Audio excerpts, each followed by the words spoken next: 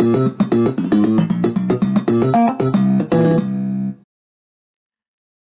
everybody, and welcome to another One History Help video with me, Mrs. O'Neill. As you can see, this video is all about looking at Neville Chamberlain's policy of appeasement, which is generally speaking around in the later part of the 1930s.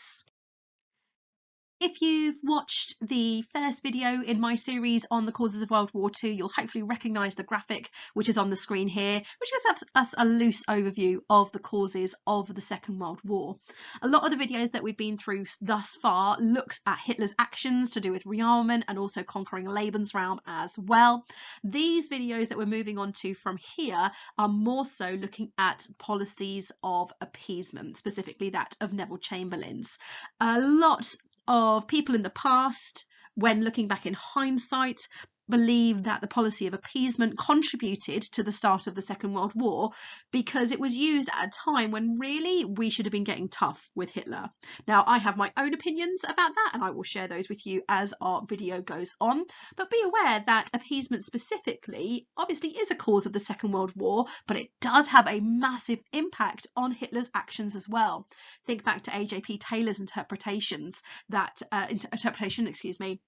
that Hitler was a gambler and not a planner, that he took opportunities that were presented to him, especially towards the later 1930s, thanks to do with the policy of appeasement. Just so we're all on the same page, let's go through what we mean by this term appeasement. Appeasement is like compromising with somebody. It's like a little bit of what you want, a little bit of what they want. But more specifically, when you appease somebody, it's about thinking that, how can I put it, a phrase you might have heard of before, the ends justify the means. If the end result, the outcome is going to be a positive one, then however you get there is okay. So, for instance, giving in to something that Adolf Hitler wants in the hope of preventing another war from happening would be seen as an example of appeasement. So you give in to some of what they want in the hope that there will be a positive outcome. Sometimes when I teach this as well, I liken it to when you're going through the town centre and you can see a child having a tantrum because maybe they want a toy or sweets or something like that, and the parent, who's kind of been pushed to the nth degree, says, fine, I'll give you what you want, but you've got to promise to be good. Not that I'm saying that's like parenting 101 there or anything like that, but it's a kind of analogy and a kind of comparison that we could possibly make. So that's what we mean when we talk about appeasement.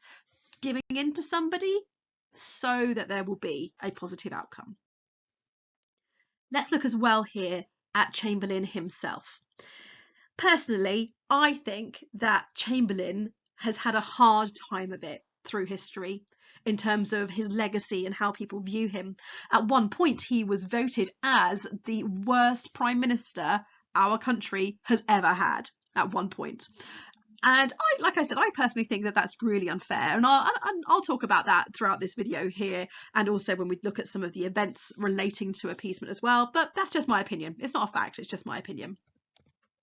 So Chamberlain was elected Prime Minister in 1937, but he had been around in politics for quite some time beforehand and had a big family history of politics as well. As I said here, he's been in politics since the First World War, and the First World War is something that is very much in the minds of people, even still in the 1930s. Chamberlain himself lost a son and a brother to the First World War. And he was very keen not to repeat the horrors of that war, known as at the time as the Great War. And he wasn't alone. Collective memory was still very much in the minds of the First World War. And again, seeing the aftermath of what happened from there. Chamberlain resigns from his position in 1940. He is elected and also campaigns on the promise that Britain won't go to war. So obviously when World War II starts, he can't really maintain his position. He holds on for a little bit, that is until Winston Churchill takes over. What we're going to be doing now is we're just going to be breaking it down in terms of why did Chamberlain follow a policy of appeasement? And then we're going to look at some arguments against appeasement. So first of all, like I said, World War I is still very much in the minds of the British people, and they wanted to avoid a war at all costs. And by that, we mean both human cost, but we also mean financial cost as well. Britain is still massively suffering financially to do with the Great Depression. For those of you who might well have looked a little bit at interwar Britain, so Britain in the 20s and the 30s, you'll know that in a way Britain wasn't as affected as other countries were by the Great Depression, but that's only because they didn't have a huge financial recovery during the 1920s. So when the Great Depression hit, Britain didn't have as far to fall compared to nations like America, for instance. But nonetheless, they're still suffering financially in the 1930s, and with that in mind, Britain really couldn't afford to rearm. Remember, Hitler's doing this huge rearmament program through the 1930s? Britain is not doing that. We can't afford to. Chamberlain knows this. Chamberlain knows this. Chamberlain knows in 1937, 1938, for instance, that Britain's military forces were far too small for a full-scale war at that time. Again, if you've watched the rearmament videos, you will know that in 1938, for instance, that Hitler is in the exact opposite position. He is ready to fight in a war. And Chamberlain knows this. And he knows that if Britain goes to war with Nazi Germany, that Britain would lose. Okay, if that happened in the late 1930s, 1937, 38, we would not be ready.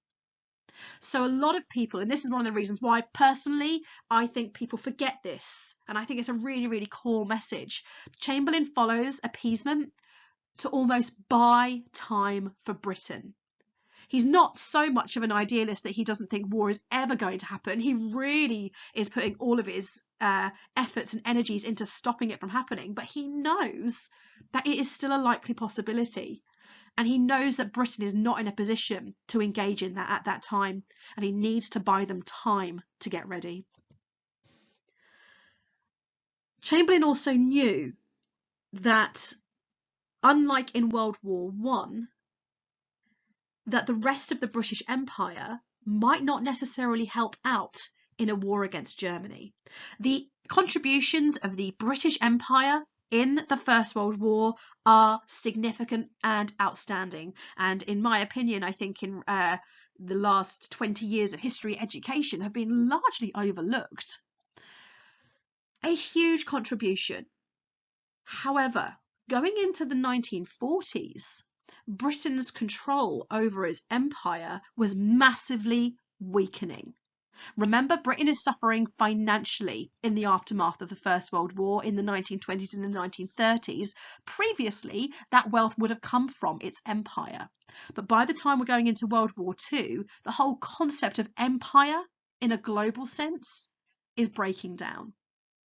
So Chamberlain knew that he couldn't necessarily rely on other countries in the British Empire, South Africa, India, New Zealand, Australia, Canada, for instance, to fight in a war against Germany. And as well as this, he was well aware that America, still in the 1930s, was in a position of isolationism. America declared, following on from World War I, that they were not interested in getting involved in European affairs. They're there at the Treaty of Versailles. They don't join the League of Nations. They're like, okay, you do you, honey. Yeah, you just deal with your own problems. So America had already said, sorry, guys, we're not going to help you. Okay, we're not going to help you at all. And for those of you who studied American history, you will know that America stays true to its word with that in mind until they are attacked in December 1941 at Pearl Harbor by the Japanese. So essentially, Chamberlain knows that not only is the British Army too weak to fight in a war, he knows he hasn't got reinforcements necessarily. Again, contributing to this idea that if Britain had to face Nazi Germany in a war, that they would lose. A lot of people in Britain as well were still seeing the problems that had been caused by the Great Depression. And when there was talk of ideas of things like going to war, a lot of them were thinking, well, shouldn't we really sort out the problems in our own country first. The idea of going to war against Nazi Germany would be about trying to get rid of this radical extremist ideology, which had really taken hold not only of Germany, but of other locations, such as Austria at this time. But people in Britain are still a lot more focused on their problems rather than the problems in other countries. And that is so true pretty much of our globe internationally. During the Great Depression, people become increasingly more isolationist. Let's deal with our own problems before we try and deal with problems elsewhere. It's one of the reasons why in the 1930s the work of the League of Nations was so difficult. Talking of which, by the time we get to the end of the 1930s, the League of Nations had pretty much collapsed. Following on from the Abyssinian crisis in 1936, it was pretty clear that the League of Nations was not fit for purpose.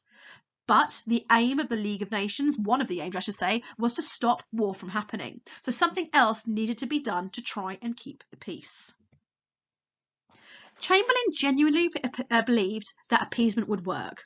Now, before we kind of write him off for being an idiot, remember, he is an experienced politician. He also is the only leader to meet with Hitler as well. He's the only one to meet with Hitler, and we'll talk more about that when we look at the Czech crisis of 1938, for instance. And he genuinely believed that Hitler was a realistic individual who could be appeased, someone who, in all of the things he had done up to the point when Chamberlain comes to power, remember British attitudes about the Treaty of Versailles was that Hitler was right to get rid of it. You know, Chamberlain felt that everything he had done up to this point with Hitler had done everything that was only natural. So Chamberlain genuinely believed that a policy of appeasement could work with Adolf Hitler. And this is the crux of the matter, I personally believe. People in Britain were more scared of communism than they were of Hitler. Again, if you've studied the interwar years, the 1920s and the 1930s, you will know that a fear of communism is something which unites pretty much every single country, apart from Russia, or the USSR, sorry. They would rather have kept Hitler on side than Stalin. Now, obviously, when World War II starts and we get into the early stages of World War II, that idea sadly has to be put on the shelf. But in the 1930s, they would much rather have had Hitler on side because they knew, remember, one of Hitler's aims of foreign policy was to defeat communism. Everyone is terrified of communism, so therefore having Hitler on side and Stalin not on side made a lot more sense, rather than making an enemy out of Hitler. Looking now at the other side of things, arguments against appeasement. And a lot of these, I think it's fair to say, are made in hindsight. For instance, Hitler had broken many promises since he became the Chancellor in 1933. And the whole idea for appeasement to work is that Hitler needed to be a trustworthy individual. And a lot of people felt he just wasn't. Again, you'll get a bit more of an indication about that when we look at our video to do with the Czech crisis in 1938. So, reasons against appeasement: Hitler's broken promises before, we shouldn't trust him. People also have this indication that appeasement made Britain look weak. Again, this is such a great one to say in hindsight, okay, that we should have stood up to him, okay, and maybe had we been harsher, things would have been different. But we've got to put ourselves in the shoes of this guy at that time, trying to do everything he could to stop war from happening. But some people believe that a policy of appeasement made Britain look weak. It also gave Hitler the confidence that he would not be opposed by Britain, and it encouraged him to be more aggressive. A.J.P. Taylor's interpretation very much fits in with this idea. Hitler was a gambler more than a planner, that he took risks when the opportunities presented themselves. Seen as a betrayal against the Treaty of Versailles. Now, I think that would be one that would be very firmly held by some French historians, potentially. Remember, there's a long-term understanding that France was very much involved in international politics at this time because they wanted to make sure Germany was abiding by the Treaty of Versailles. But we also know that Britain in the 1930s doesn't think that the Treaty of Versailles is even fit for purpose. Again, allows Hitler and Germany to become stronger because he's not being challenged. And appeasement alarmed the USSR. So again, we go back to this kind of understanding of communism at the time. And it gave Stalin, the leader of the USSR, who was already concerned about Hitler, the impression that Britain would not stand in Hitler's way. And again, we'll come back to this argument when we look at events in 1938 to do with the Czech crisis, and then into 1939 with the eventual invasion of Czechoslovakia. But kind of summing this up, if we think about, for instance, the Rhineland invasion back in 1936, that would have been a great opportunity to prove that appeasement was the wrong idea, because that was an opportunity where the powers that be, Britain and France, for instance, could have really come down hard on Hitler and said, no, you are not allowed to do that, because Hitler was not in a position to do anything about it then. But they didn't. Okay, it was almost like a missed opportunity. I would personally feel that a lot of these arguments against appeasement are very much like what ifs. What if this had happened? And what if that had happened? So Chamberlain's policy of appeasement, and I say Chamberlain, but it was also Daladier, the leader of France as well, during the 1930s, who was also part of this too, is a contributing factor to the start of the Second World War. Regardless of my opinions on Chamberlain and that feeling he did the right thing for his country at that time, I can still acknowledge that the fact that appeasement is definitely a contributing factor, especially when you link it in to some of those actions that Hitler was doing later on in the 1930s, particularly to do with conquering Lebensraum. Hopefully you found that useful. Thank you so much for watching. Our next video is going to be having a look at the Czech crisis of 1938, which is essentially us seeing appeasement in action. Don't forget you can like and subscribe as well. You can follow me on Twitter and Instagram at One History Help, and you'll find me also on Facebook too if you just search for One History Help. Thank you so much, everyone. See you next time. Bye.